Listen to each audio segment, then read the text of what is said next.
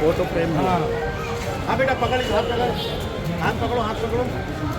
बच्चे ने अपना गुल्लक भेंट किया है।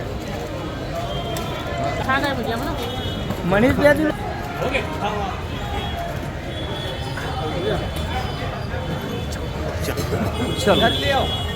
हनुमान जयंती के अवसर पर सभी को बधाई, शुभकामना।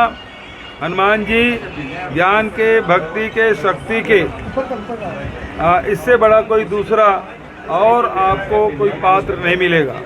सबसे बड़े योगी, सबसे बड़े भक्त, सबसे बड़े ज्ञानी और सबसे बड़े बलशाली, ये और कोई हमको न इतिहास में न पौराणिक कथाओं में मिलता। केवल हनुमान जी के ये चरित्र है जिसमें सब कुछ ज्ञान, भक्ति और शक्ति का समुच्चय दिखाई देता है और उससे हम सबको प्रेरणा मिलती है। और इस अवसर पर सभी को मैं बधाई और शुभकामना दूंगा।